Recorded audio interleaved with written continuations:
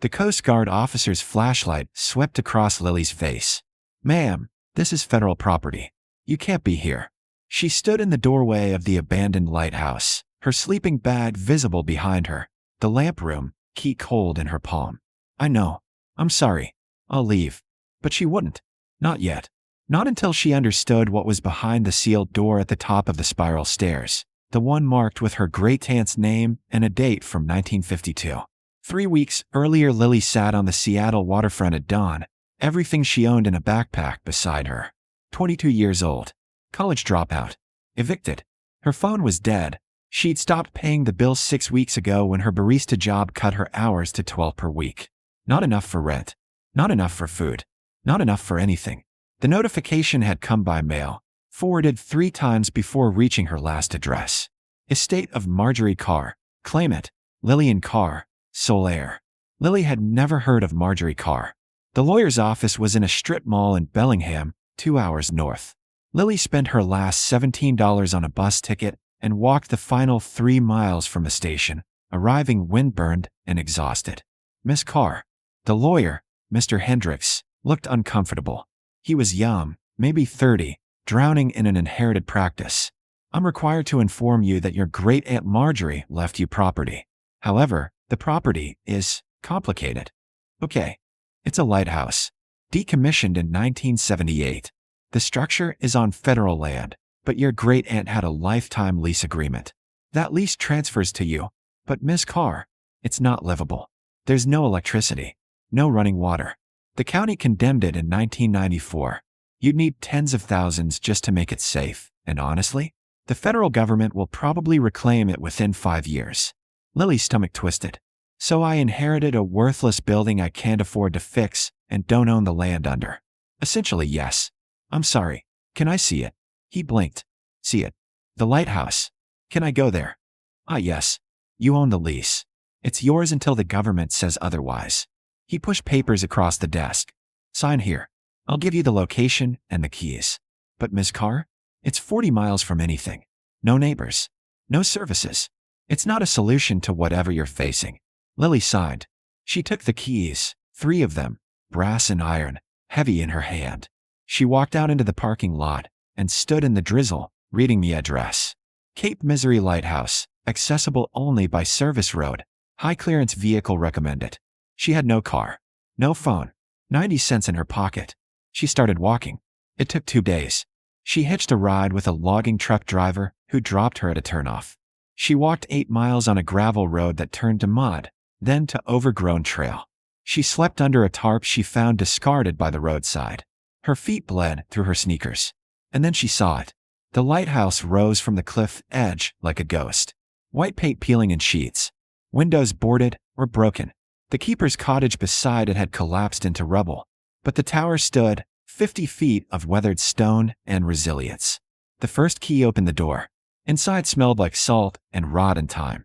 The ground floor was empty except for rust stains and bird nests. The spiral stairs groaned under her weight. She climbed past boarded windows, past gaps where railings had been, past graffiti from trespassers decades ago. At the top, a metal door, newer than the rest. A padlock, industrial grade. And a plaque, M. Carr, private. 1952. The second key didn't fit. Neither did the third. Lily sat on the stairs as sunset poured through the broken windows. She had shelter. It was illegal, condemned, impossible, but it was shelter. She could stay here a few days. Figure out her next move. Maybe there was something salvageable she could sell. She spread her sleeping bag on the least damaged section of floor. She ate a packet of crackers she'd taken from a gas station bathroom. She watched the moon rise over the Pacific. And she thought about the locked door. The library in Bellingham had free internet. Lily walked the 8 miles back to town, researched at the computer for 3 hours, then walked back. She did this every day for a week. Marjorie Carr, lighthouse keeper, 1946 to 1978. Never married. No children. Reclusive. The newspapers described her as odd, cold, unmarried by choice in an era when that was suspicious. There was a photo from 1952, Marjorie in her keeper's uniform, unsmiling, standing in front of the lighthouse lamp. Behind her, barely visible, was the door, and something written above it, too blurred to read in the old photo. Lily printed the article, 10 cents she couldn't spare, and studied it by candlelight in the tower. She enlarged the photo on the library scanner. She squinted until her eyes ached. The inscription above the door, "For those who see beyond the light." On day 9, Lily tried the keys again. Not in the padlock, in the tiny keyhole beside the frame, so rusted she'd missed it. The brass key slid in, turned, clicked. The padlock was a decoy. The door swung open. The lamp room was pristine, dust-free, climate-controlled somehow, though there was no electricity. The enormous Fresnel lens dominated the center, its prisms catching moonlight. But surrounding it, mounted on the walls, locked in glass cases, maps. Dozens of them. Hundreds. Hand-drawn, meticulously detailed. And pinned to each map, coordinates, dates, depths, shipwreck locations. Lily stood frozen in the lamp room, her candle throwing shadows across the glass cases. Each map was a work of art. Coastlines rendered in precise ink, ocean floors charted in careful notation. Some were labeled with ship names she recognized from history. Pacific Queen, 1889. SS Valencia, 1906. Admiral Benson, 1914. But most were unlabeled. Just coordinates, dates, and Marjorie's spidery handwriting. Located June 12, 52. Confirmed September 3, 53. Charted November 18, 55. A lifetime of work. Lily pulled the first map from its case, hands shaking. On the back, a note. Pacific Queen Manifest, 200 tons raw silver, destination San Francisco. Located 47.8 degrees north, 124.3 degrees west, depth 240 feet. Unmarked. Unclaimed. Silver. 200 tons of it. She pulled another map. SS Empress of Japan cargo. 400 gold bars, 2,000 pounds ivory. Located 48.1 degrees north, 125.1 degrees west, depth 180 feet. Legal status, abandoned 1949, salvage rights available. Gold, ivory, cargo worth millions, potentially billions, just sitting on the ocean floor because no one knew where to look. Except Marjorie had known. Lily spent that night reading every map, every note. Marjorie had been a lighthouse keeper for 32 years, but that had been her cover. Her real work was tracking wrecks, using her position to observe shipping lanes, study weather patterns, interview survivors, piece together where ships had gone down. She'd combine nautical charts, survivor accounts, historical records, and her own observations into an archive of lost vessels. But she'd never salvaged them, never told anyone. Why? The answer was in a journal, leather-bound, tucked into the final case. June 1949. The government men came again today. They want to buy my research. They want to turn tragedy into treasure, make profit from death. I told them no. These ships are graves. The cargo can wait until technology exists to recover it respectfully, when families are gone and history is ready. I am not a treasure hunter. I am a keeper. Of light. Of memory. Of secrets the ocean holds. When I die, someone will inherit this. Someone who needs it more than I did. Someone who will understand. This isn't about greed. It's about seeing what others miss. It's about patience. To whoever finds this, choose wisely. Some of these wrecks are in protected waters. Some are war graves. Some belong to history. But some, marked with red stars, are in international waters, legally salvageable, containing cargo with no living claimants. Start there. Be respectful. Be smart. And remember, I spent 50 years earning this knowledge. Don't waste it. Lily looked at the red-starred maps. 12 of them. 12 wrecks containing everything from gold bars to vintage wine to sealed crates of mercury. Combined estimated value, by Marjorie's careful calculations, $300 to $400 million. Her hands wouldn't stop shaking. The Coast Guard found her on day 14. She'd gotten careless, kept a fire going too long. The officer was kind but firm. "Ma'am, this structure is condemned. You need to leave. I inherited it. I have the lease papers. The lease doesn't make it legal to occupy. There's no power, no water, no safety standards. I can't arrest you, but I can't leave you here." Lily made a decision. "Can you give me 72 hours? I need to pack my gray tant's belongings. Document what's here. Then I'll go. Please." He looked at her, really looked. Saw the backpack. The exhaustion. The desperation. 72 hours. Then I'm coming back with county officials. She had 3 days. Lily photographed every map, every note. She used the library computer to research salvage law, maritime recovery, the legal status of each red-starred wreck. She called salvage companies from the library phone, claiming to be a researcher. She learned the process, file a claim with the federal government, prove the wreck's location, hire a recovery team, negotiate percentages. She learned it would cost money she didn't have. On hour 68, she sat on the lighthouse steps and cried. She had documentation of $356 million in recoverable cargo. She had legal claim to the information. But she was homeless, broke, and had 4 hours before she'd be forced to leave. The maps were worthless without capital. A car came up the service road, not the Coast Guard. A Tesla. It parked near the keeper's cottage ruins. A woman got out, 50-something, wearing waterproof hiking gear that cost more than Lily's entire wardrobe had ever been worth. "You're Lillian Carr?" Lily stood. "How do you know my name?" "I'm Dr. Sarah Chun, maritime archaeologist. I worked with your great-aunt briefly in 1976. She contacted me about preservation of wreck sites, proper recovery methods. We corresponded for 2 years before she withdrew, stopped answering letters." Dr. Chun looked at the lighthouse. "When I heard through the legal notice that she'd died, that she'd left this place to a niece, I thought maybe." "Maybe what?" "Maybe she finally decided to share what she knew. Marjorie documented wrecks for 50 years, but she never published, never salvaged.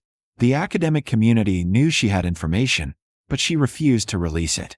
She didn't trust our motives." Dr. Chen met Lily's eyes. "Do you know what she left you? Besides the building?" Lily made a choice. "Come inside." She showed Dr. Chen the lamp room. Watched the archaeologist's face cycle through shock, awe, tears. Dr. Chun handled each map like it was sacred. This is a life's work. This is the most comprehensive wreck documentation I've ever seen. Some of these ships, we had no idea where they went down. And the detail, the care. Can you help me?" Lily's voice cracked. "I'm homeless. I have 72 hours before I lose access to this building. I have documentation of $356 million in recoverable cargo, and I don't have $356 to my name. I don't know what to do." Dr. Chun was quiet for a long moment. Then, "I know people. Ethical salvage operators. Museums. Institutions that will pay for this information and recover these wrecks properly. It'll take time, months, maybe a year, but if you're willing to partner, to do this right." "Yes," Lily said. "Yes." 18 months later, Lily stood on the deck of the Marjorie Carr, a salvage vessel she'd commissioned and named, watching the recovery team prepare to dive. 50 miles offshore, in international waters, lay the Pacific Queen and her 200 tons of silver. Dr. Chin stood beside her, reviewing equipment manifests. "The ROV's ready. Weather's clear. We should start seeing visuals within the hour." Lily nodded, throat tight. She'd spend a year negotiating contracts, selling information to museums for upfront capital, partnering with ethical salvage companies for others. 3 wrecks had already been recovered. One yielded 18 million in gold bars, split between her team, the salvage company, and a maritime museum. Another produced sealed crates of vintage art that went to auction for 22 million. The third was a war grave. They documented and preserved it without removing anything, funded by a Naval History Foundation. But the Pacific Queen was the crown jewel. If the silver was intact, if it hadn't corroded beyond recovery, this single wreck would yield more than all the others combined. Visual contact, the dive coordinator called. Wreck located at coordinates 47.8 degrees north, 124.3 degrees west, depth 242 feet. "It's there. Holy God, it's exactly where the map said." The control room monitor flickered to life. The ROV's cameras showed a ghostly hull, coral-encrusted but structurally intact. The team worked slowly, respectfully. They documented everything, recorded the site, treated the wreck as the grave it was before beginning recovery. 6 hours later, the first silver ingot broke the surface. Tarnished but solid. Stamped with 1889 mint marks.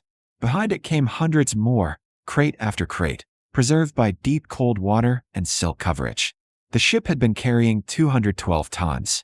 They recovered 198. The final tally came 3 weeks later, After authentication and processing, the Pacific Queen Silver sold at auction for $127 million. After salvage costs, team percentages, taxes, and museum donations, Lily insisted on funding a maritime archaeology wing. She netted $43 million. Combined with previous recoveries, her total was $68 million, with 4 more wrecks still to process. But the money wasn't what made her cry. It was the ceremony at Cape Misery Lighthouse, restored now, reopened as the Marjorie Carr Maritime Memorial and Research Center. The tower gleamed white against blue sky. The lamp room had been preserved exactly as Marjorie left it. Maps in their cases, journal under glass. Solar panels and a new foundation meant the structure would stand another century. Dr. Chun cut the ribbon. This center honors a woman who spent 50 years protecting history, who saw beyond greed to preservation, who understood that not all treasure needs to be claimed immediately, that sometimes the most valuable thing we can do is wait, learn, and do it right. Lily stepped to the microphone, wearing clothes that fit properly for the first time in her adult life. My great-aunt Marjorie never met me, but she knew someone like me would need what she'd built. Someone overlooked, someone dismissed, someone who'd understand that being invisible isn't the same as being worthless. Her voice caught. She was right. After the ceremony, Lily climbed the spiral stairs alone. The lamp room glowed in afternoon light. She'd added one case, a new map, documenting her own journey, the coordinates of the wrecks she'd recovered, the institutions she'd partnered with, the scholarships she'd established for homeless youth, for women in maritime studies, for anyone told they were too poor or too wrong or too invisible to matter. On the final page, she'd written, Marjorie Carr saw what others missed. She taught me to do the same, not just in the ocean, but in myself. Her phone buzzed, the phone she could afford now, with unlimited data and a plan that didn't cut off. A text from the research team. Rec 8 confirmed. Preliminary estimate $40 million recoverable. Ready when you are. Lily looked out at the Pacific, vast, and keeping its secrets. She thought about sitting on the waterfront with $17 and no future. She thought about walking 40 miles to a condemned lighthouse. She thought about having the documentation of a fortune and not having bus fare. She thought about Marjorie, alone in this tower for 32 years, charting wrecks and trusting that someday, someone would understand. I understand, Lily whispered. Thank you. She locked the lamp room and descended the stairs. At the base of the tower, a tour group was forming, middle school kids, here for the maritime education program she'd funded. One girl stood apart, threadbare jacket, worn shoes, that looked Lily recognized. Hunger and exhaustion and trying so hard not to show it. Lily approached. Hey, you interested in shipwrecks? The girl shrugged. I guess. Come on. I'll show you something cool. She led the girl up the stairs, past the tour group, into the lamp room. She pointed at the maps. Every single one of these represents something valuable that people said was lost forever. But it wasn't lost. It was just waiting for someone patient enough to look properly. Did you find them? My great-aunt did. She left me the maps. I was homeless when I inherited this place. 22 years old. Sleeping in this tower because I had nowhere else to go. Lily met the girl's eyes. Know what I learned? Sometimes the thing that saves you is already there. You just can't see it yet because you're too tired, too scared, too busy surviving. The girl's chin trembled. How did you stop being homeless? I stopped believing people who said I was worthless. I stopped thinking invisibility meant powerlessness. And I found one person who believed in me, even though she was already gone. Lily pulled a business card from her pocket. This is my email. If you need help, housing, food, someone to talk to, you contact me. Okay? Don't wait until you're sleeping in a condemned building. The girl took the card with shaking hands. Okay. That night, Lily stood outside the lighthouse as the lamp, restored, functional, solar-powered, swept its beam across the Pacific. The light turned, steady and bright, marking the rocks, warning ships, keeping watch. Just like Marjorie had for 50 years. Just like Lily would for however long it took. She walked to her car, a sensible hybrid, nothing flashy, and drove to the house she'd bought in Bellingham. 3 bedrooms. One was hers. One was an office for foundation work. One stayed empty, always made up with clean sheets, for anyone who needed it. Inside, she made tea and opened her laptop. The foundation's website showed her latest project, converting abandoned lighthouses into emergency, housing, and research centers. 17 locations identified. Funding secured for 12. An email notification. The girl from the tour, already reaching out. I don't know how to ask this, but I got evicted, and I'm staying in my friend's car, and I saw your card, and I don't know what to do. Lily typed back immediately, give me your location. I'm coming to get you. You'll stay with me until we figure out next steps. You're not alone anymore. She hit send, grabbed her keys, and headed into the night. The lighthouse beam swept behind her, steady and sure. A light in the darkness. A promise that even when everything seems lost, someone is keeping watch. Marjorie had kept watch for 50 years. Now it was Lily's turn, and she'd never stopped looking for people the world had decided were worthless, because she knew the truth Marjorie had spent a lifetime proving. The most valuable things are often the most overlooked. You just have to be patient enough, stubborn enough, brave enough to look beyond what everyone else sees. To look beyond the light and find the treasure waiting in the darkness.